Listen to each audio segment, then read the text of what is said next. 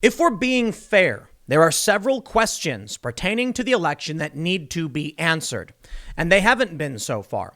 Now, of course, if you're just somebody who watches the mainstream media or you are a leftist journalist at one of these mainstream media organizations, you're probably saying, Tim, there are no questions. The election is over. Trump is crazy. Just stop. Trump needs to concede at this moment, and you should all submit to our lockdowns while we dance in the street. Okay, little hyperbolic, but anyway, the point is, the mainstream media is not going to tell you what these questions are, but there are questions. First, was there voter fraud? We don't know definitively because fraud, you have to prove intent. But is there evidence of voter fraud? The answer is yes, there is. And I'm very careful about what I say is fraud or not, because like I said, you've got to be able to prove intent. Well, Matthew Brainerd over at the Voter Integrity Fund, which I believe is pro-Trump, mind you, so take that into consideration. We do have evidence of people flubbing their addresses in such a way to make it seem legitimate, which does show us evidence of fraud. In fact, if there are thousands, as he says, it would seem that Matt Brainerd, according to the Voter Integrity Fund, has evidence of widespread voter fraud. Okay, now hold on.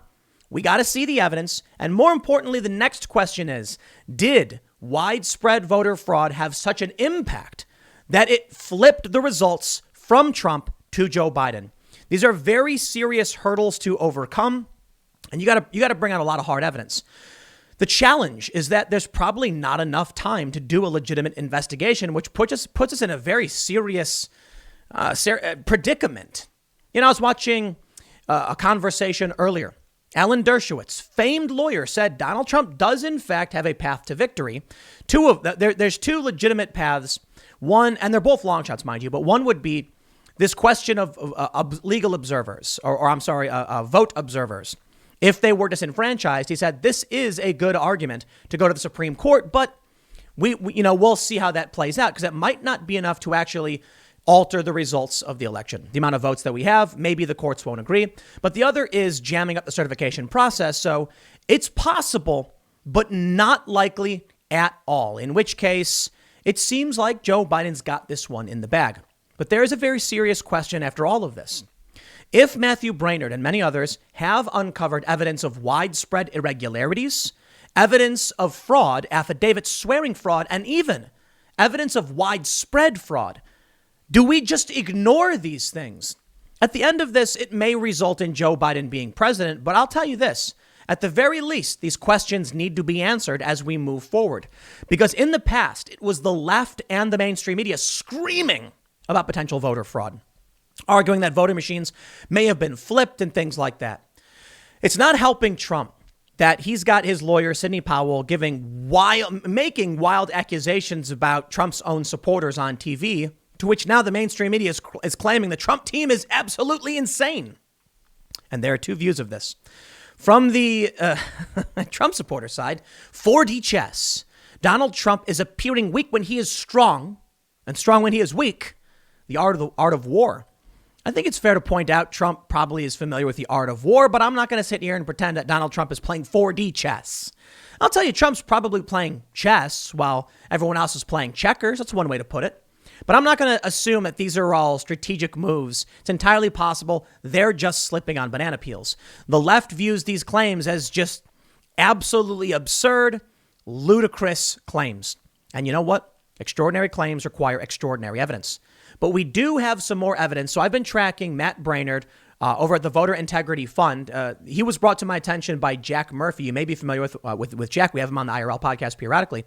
But Matt's been doing deep data analysis, and they've been calling people by the thousands using call centers to determine whether or not they requested votes, whether or not they voted, whether or not their ballots were accepted. And they found widespread irregularity. And now they've made an announcement that there is evidence, it would seem, in Georgia, of widespread voter fraud.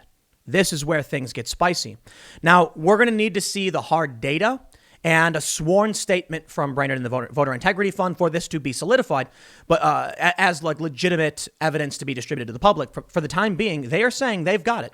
So let's read into this, see what's going on, and I'll take you through some of the latest statements happening throughout this whole electoral process. Before we get started, Head over to timcast.com/donate if you would like to support my work. There are many ways you can give, but the best thing you can do is share this video. The mainstream media is not telling everybody about what's going on. They're saying there's no evidence. They're saying Trump is crazy.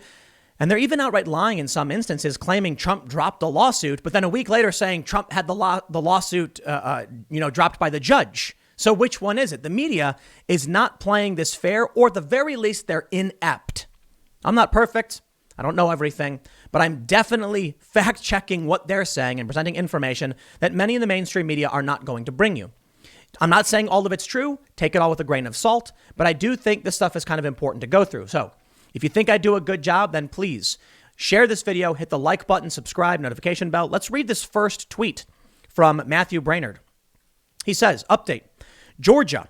We have identified over 1,000 early and absentee votes cast by individuals whose registered addresses are in fact at post offices, UPS and FedEx locations, willfully disguising the box numbers as apartment, unit, etc.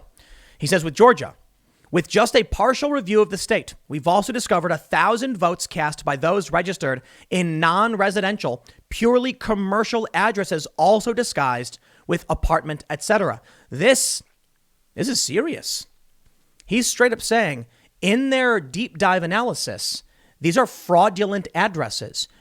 My understanding, maybe I'm wrong, but I'm fairly certain you need a legitimate address to register to vote. You can't be at a commercial location and then just add the word apartment to make it seem like it's residential. Seems like you don't actually live there. In which case, who's doing this and why? Look, if they say that there was a mail-in vote that no one requested but got sent in, and this happened in Wisconsin, this is crazy. People sent in absentee ballots but never requested them. How does that happen? I just happened to have gotten it and sent it in.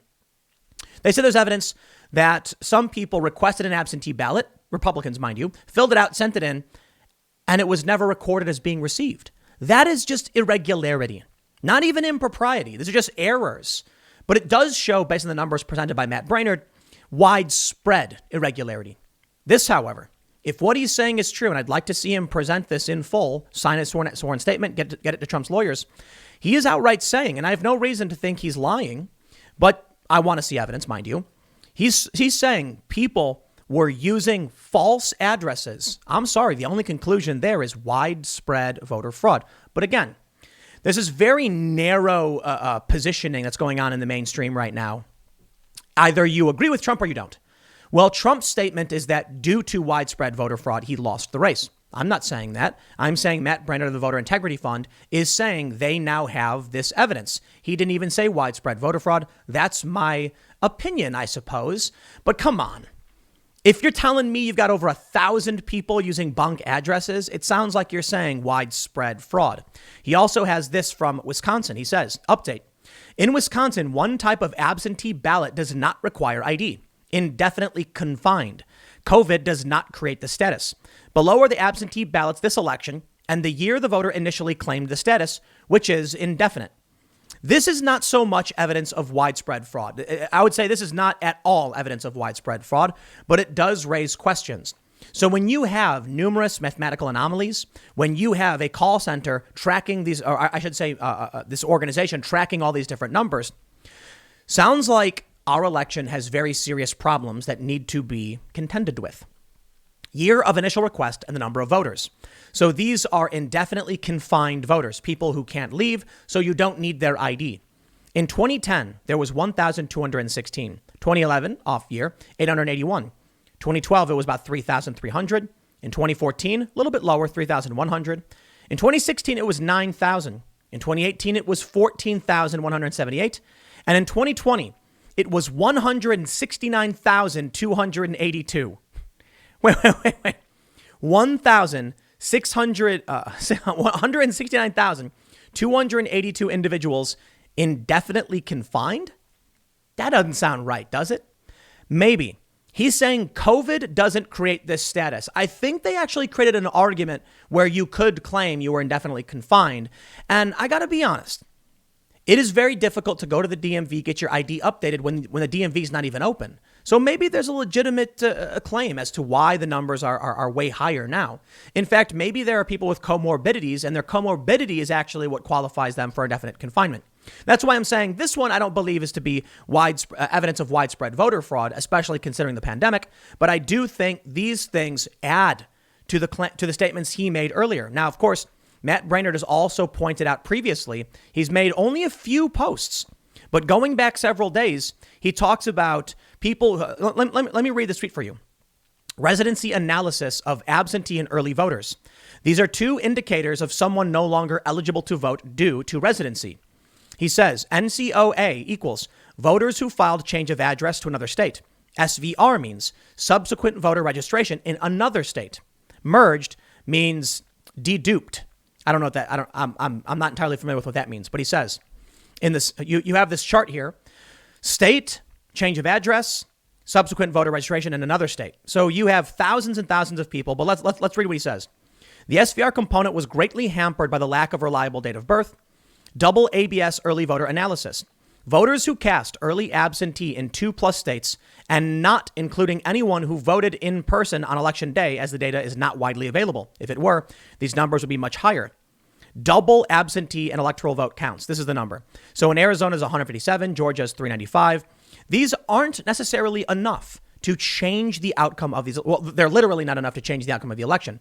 In which case, that's why I ask multiple questions in the beginning. This does seem to be potential evidence of fraud. In fact, widespread.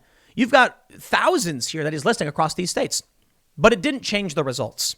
There's always going to be some margin of error. There's always going to be people who are really dumb and maybe unintentionally vote twice somehow. Maybe they didn't realize. Maybe they were living somewhere, and then got an early absentee vote, but then later on election day or something voted. There's potential reasons why people are really, really dumb. But in this instance, I'm not going to assume ignorance. I'm going to say probably many of these things, malice. A lot of individuals doing it on purpose to cheat, but not enough to change the results. And therein lies the bigger question about, will this ultimately result in a Donald Trump victory? I'm not entirely convinced. I'm really not. And I've said it over and over again. It really does feel like I'll put it this way. My head is saying Joe Biden's got it. I know there's a lot of resistance type Democrats and leftists who for some reason, the leftists, I don't get why they're all about Joe Biden. That's the weird thing. The resistance Democrat trolls, of course, are dancing around cheering for the warmonger. I just don't understand why they're celebrating Biden. The progressives certainly aren't for the most part, but some of them are. It's kind of weird. Anyway, my head says Joe Biden's got this. The left doesn't want me to even talk about it. They're saying, no, Tim, shut up. It's over. It's been over. And I'll tell you this. If in the end of all of this, Joe Biden wins, they're going to say, you lied. You were wasting time. Absolutely not. These questions still need to be answered. Why do we have this? Are these people going to be prosecuted? Matt Braynard says, in order to double check all numbers, carefully analyze results, and be well rested, my final report and conclusion video will be released on Monday. Thanks for your patience. He says, at this stage, I'm giving the raw numbers. In the concluding analysis, I will account for these. What he's presented from his voter integrity fund has been from a wide range of some things being like, whoa, that's scary too. That's kind of messed up. These questions need to be answered, plain and simple. But I'll tell you, Trump's not endearing himself to the public, and I'm not entirely convinced that they have the goods to legitimately argue widespread fraud. Now, first and foremost, they should be using what Matt Braynard has to offer. But the problem is we don't have enough time. And this is actually a problem of the Constitution, to be completely honest. There's a deadline. Trump's got like a month after the election to actually investigate and find all this evidence. And the FBI's not doing it. They're basically ignoring all of it. But it's not just that. When you are dealing with an election, you're dealing with thousands upon thousands of questionable votes. Are you going to launch an investigation for every single vote? You'd probably have to. There's no way we could do it. And then you've got until December 8th for the hard finalization of vote certifications. And if Trump doesn't have it by then, it's done. They did it. They certify. It's over. There's not going to be a court proceeding. I mean, there could be. The courts could do something, but it's just at that point, it's done. And therein lies the big challenge. From Newsweek, Trump's lawyer, Sidney Powell, says Georgia election lawsuit will be biblical. Suggests GOP governor helped Biden. That's a bold claim, man. A very bold claim. Is she going to be able to get evidence of this? Probably not. But they don't need it. Trump is going to win. I'm sorry. Trump is going for the win. That's what I'm saying. He's going for the win. He's not going for moral superiority or moral clarity. Donald Trump wants to be president. He does not want to back down, and he will win by any means necessary. On the right, they say, Tim, if Trump is defending himself from a coup, doesn't that make him the one protecting this country? Of course. And the left is saying Donald Trump is staging the coup, so he's the bad guy. Yeah, absolutely. So pick your tribe, I guess. We are well past the point where anybody cares about what is true. Well, at least we do. I would not be happy to see a Donald Trump victory if he presented no evidence. However, at this point, seeing the mainstream media has outright ignored so much of this or lied about it, I'm leaning more towards Trump on this one. It's a scary thought, because what happens if Trump does overturn this? What happens when the media declares Joe Biden wins and then we deal with a month of Joe Biden's the president, but then something happens? On the 14th of December, Trump is certified by the House of Representative delegates in a contingent election. And then the news doesn't report it. And they say, that's not legitimate. No, Trump didn't win. He's cheating. But if the Supreme Court says it's so, then what do? Do we end up with two presidents? As much as I want to believe in Sidney Powell, I got to tell you, some of the things she's saying, outright crazy. No joke, accusing the GOP of being on this big conspiracy with this voting machine from other countries. Look, man, all this stuff is possible. You know, I'm not gonna pretend like people don't commit crimes. You've got rich people can commit crimes and they can cover them up. But we're talking about Republicans being in on it, Trump's own supporters, like maybe they never were Trump supporters. I'll wait until Sidney Powell presents us with hard, legitimate evidence. Until then, it kind of sounds like she's just getting her news off the internet. I mean, like from Twitter accounts and stuff like that. But let me tell you something weird. Why Biden is crowdfunding his White House transition. Wait, what? The Trump administration is holding up federal transition funding. Biden has reportedly already raised $10 million. What? Office of the president-elect. Any constitutional lawyer worth their weight will tell you Joe Biden is not the president-elect. Perhaps he will be, with great certainty and very high probability. I've been saying it over and over again. But you can't just discount Trump's challenges to the system. Of course, you turn on Fox News and they're saying Trump will never pull it off. Maybe he won't. You turn on Newsmax and Sidney Powell is saying Governor Kemp is in on it, and he's taking kickbacks from Dominion and all this stuff. I don't know, man. I can only tell you this: we've got a constitutional process. We are going through the motions. On the 14th of December, we will get our electoral votes, and then we will have a constitutionally approved president-elect. Isn't it weird, though, that Joe Biden is raising money through donations? Because he's not the president-elect. You see how this works? He's just declared himself to be. The media said it, so he rolled with it. Didn't he say during the debates we should wait till certification? He was saying that because he didn't think he was going to win. That's funny. Which also flies in the face of the idea of widespread voter fraud, to be completely honest. Hillary Clinton said Joe Biden should not concede under any circumstances. They thought they were going to lose. All right, well, he ended up getting a lot of votes, so now we'll go through the process and see what happens. But let me ask you a question.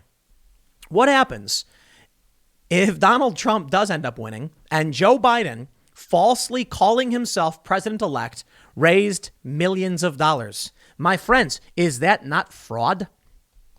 Is that fraud? Okay, maybe not. Maybe not. I'm not a lawyer. I'm not going to pretend to know. But he has to know he's not the president-elect, right? He's raising money for his transition before the constitutional certification. That sounds like Joe Biden is deceiving people in order to get money from them.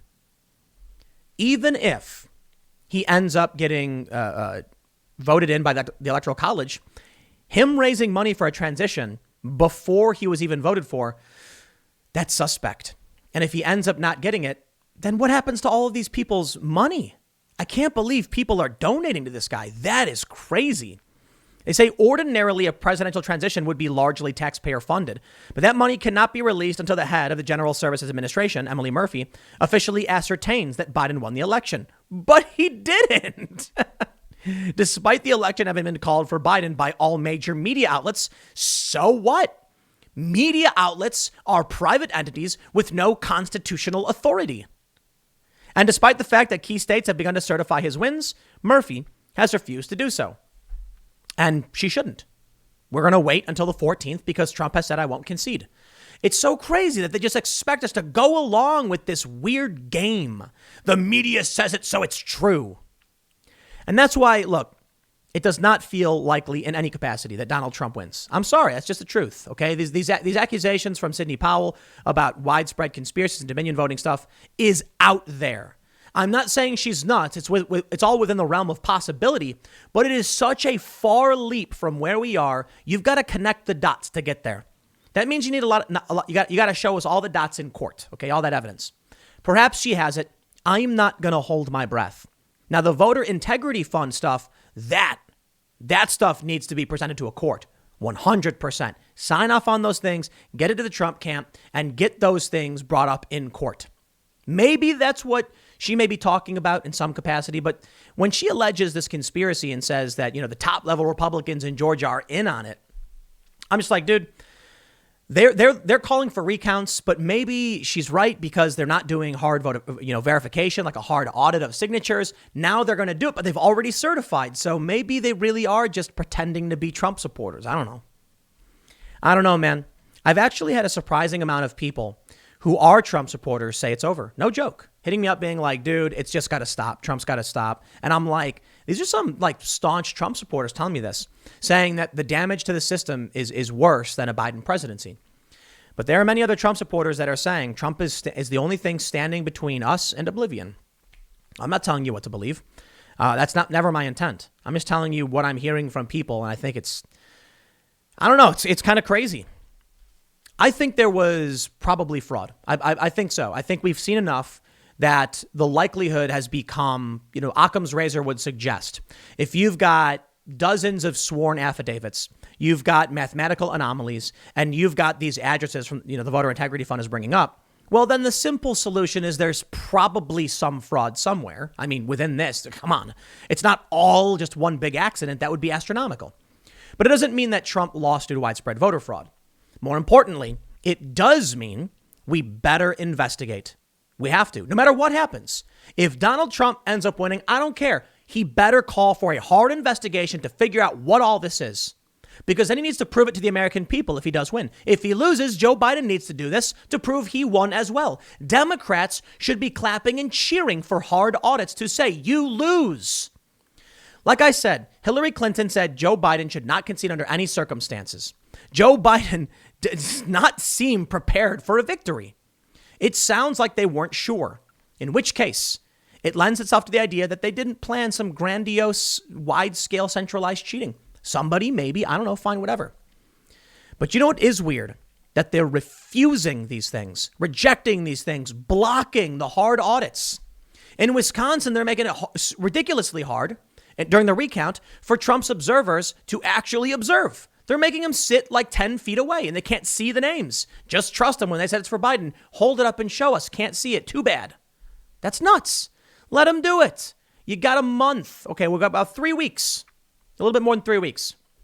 How about you sit back, you let them go through the process, and then once all is said and done, Joe Biden come out and say, listen, we did the audits, we did the signature verification, we let the observers in, and the tallies were the same. Here's the problem. The more the Democrats reject and resist, the more they're actually giving Trump some kind of justification for blocking certification. The fact that Democrats are resisting an audit. Think about what happened in Wayne County, Michigan. You probably heard about this a couple days ago. The Wayne County Canvassing Board said we're not going to certify. 2 Republicans said no, 2 Democrats said yes. The Democrats said we will give you an audit if you certify. And then as soon as they did, they went, no audit, baby. Why did they lie and backtrack on whether or not there would be an audit of the votes? That is weird. When they were like, we're going to certify and you can have your audit, I was like, wow, sounds like there's no fraud. Sounds like it's legit and Trump's going to lose. Then they were like, no, we're not going to audit. And I'm like, okay, now it sounds like they're covering their tracks. Here's a big problem. What happens? I mean, if there was widespread fraud, And then over these past several weeks, they've just cleaned it up. They've cleaned up the ballots. They've fixed them, changed them, and the audits aren't going to discover anything. Maybe. But there are a few things that need to be answered. Many of these accusations. There was one instance where an individual was charged with 134 counts, one of which involved, I guess, getting like hospital patients, like special needs individuals, getting them to vote. So just like having them sign it, but you basically vote for them because they have no idea what's going on. That person's been arrested. I believe been arrested. 134 counts. So it certainly happens. If we as a nation say we don't care about widespread impropriety, irregularity, or voter fraud, not that it changed the results, then you're incentivizing people to do it in the future.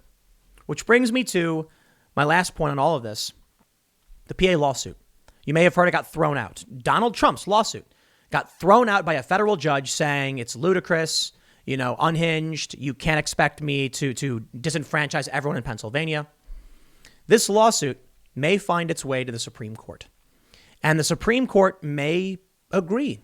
I'm not entirely convinced that they will, but if they do, we could end up in a confusing place, an absolutely confusing place.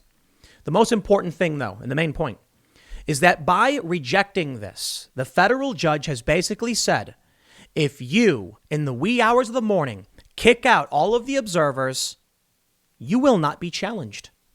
So think about what that means. Maybe there was no widespread fraud, but the judge has just confirmed, if you do engage in this, you're good. We will not in any way challenge any of these ballots. There's no way to investigate. There's no way to get them verified. They're all mixed in. The secrecy envelopes are gone. Doesn't matter. The judge said, so what? Rudy Giuliani said, these votes could be for Mickey Mouse. Too bad. Really? Okay. So what do you think's going to happen next time around? When a big old truck pulls in southern Illinois with hundreds of thousands of votes for the Republican, and for some reason, Illinois turns blue. Turns red, because Illinois is blue. What are they going to say? There's voter. No. The court's already ruled that you have no right to observe. Trust us. Is that the game they're going to play? The left cried and screamed about voter fraud and election hacking up until Trump claimed it. Then they were like, nope, we change our mind. All right, sure. I don't know what's going to happen, but I hope this evidence from the Voter Integrity Fund gets a hard review. I hope Matthew testifies under oath in one of these hearings saying this happened. Here's what we found. Otherwise, look, it's entirely possible Trump is just trying to jam the system and win with a contingent election with no merit, and he might pull it off. I am not happy if that's the case. I'm willing to wait to see if there's evidence, and if there's none, I will absolutely reject Donald Trump winning if he literally had no evidence. The only problem? We do have some. And the media is lying about it and ignoring it. So that means I'm leaning towards Trump is probably right about something here, but I don't know for sure. And I do think Joe Biden is probably just going to end up taking the White House, but I can't see the future as evidenced by my past failed predictions, which happens. So I'll leave it there. Next segment's coming up at 6 p.m. over at youtube.com/TimCastNews. It is a different channel. Thanks for hanging out, and I will see you all then.